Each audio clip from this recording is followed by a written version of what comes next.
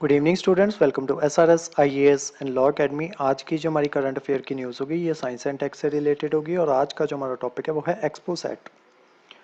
तो देखते हैं एक्सपोसैट जो है ये न्यूज़ में क्यों आ गया। तो रिसेंटली जो चेयरमैन जो है इसरो के एस सोमनाथ, उन्होंने स्टूडेंट्स और साइंटिस्ट को एड्रेस करते हुए एक मीटिंग हो रही थी users meet of XPoSat ISRO के हेडक्वार्टर्स पे।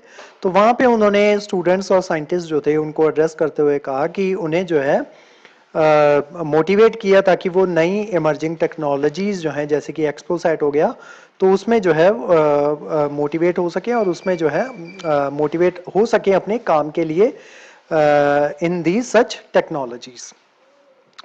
तो अब देखते हैं एक्सपोसैट के बारे में। XPoSat stands for x ray polarimetry satellite.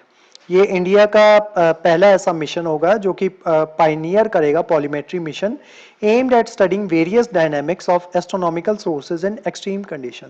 जो आपके एस्ट्रोनॉमिकल सोर्सेज जो हैं वो उनको एक्सट्रीम कंडीशंस पे वो जो है किस तरीके से उनकी स्टडी जो है वो की जा सकती है, तो उसके तरफ जो है ये आपका हमारा पहला कदम होगा एक्सपोसैट के साथ। It is only the world second polarimetry mission using x ray. तो एक्सरे की मदद से दुनिया का जो सेकेंड पॉलीमेट्री मिशन होगा, पहला मिशन है आपका नासा इमेजिंग एक्सरे पॉलीमेट्री एक्सप्लोरर। इसके ऊपर भी हमने वीडियो जो है वो बनाई थी जिसको लॉन्च किया गया था 2021 में। तो उसके बाद इंडिया जो है वो एक्सपोसैट जो है वो लॉन्च करने जा रहा है।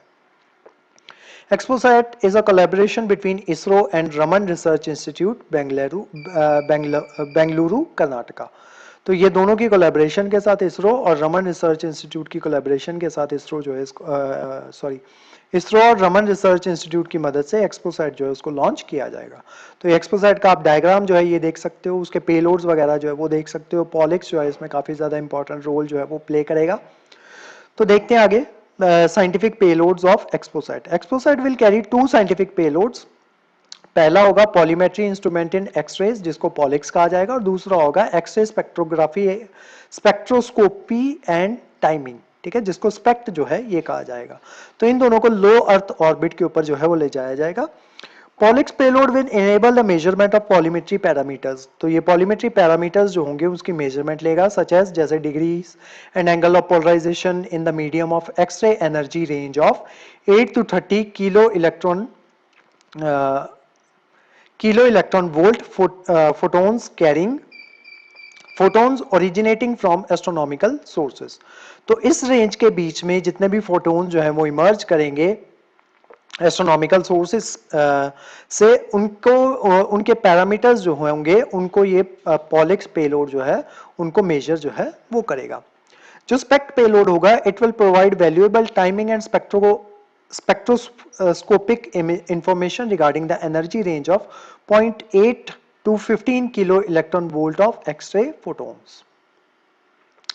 Importance of understanding astronomical sources, इनकी इंपॉर्टेंस क्या है इनको अंडरस्टैंड करने की, एस्ट्रोनॉमिकल सोर्सेज को वो देख लेते हैं। पॉलीमेट्री measurements offer an excellent diagnostic tool for comprehending the emission processes from various astronomical sources। कि जो various emissions हो रहे हैं या various emission processes हो रहे हैं various हमारे एस्ट्रोनॉमिकल सोर्सेज में से, तो उनको डायग्नोस करने में ये जो पॉलीमेट्रिक मेजरमेंट्स जो हैं ये काफ़ी मददगार जो है ये साबित हो सकती हैं।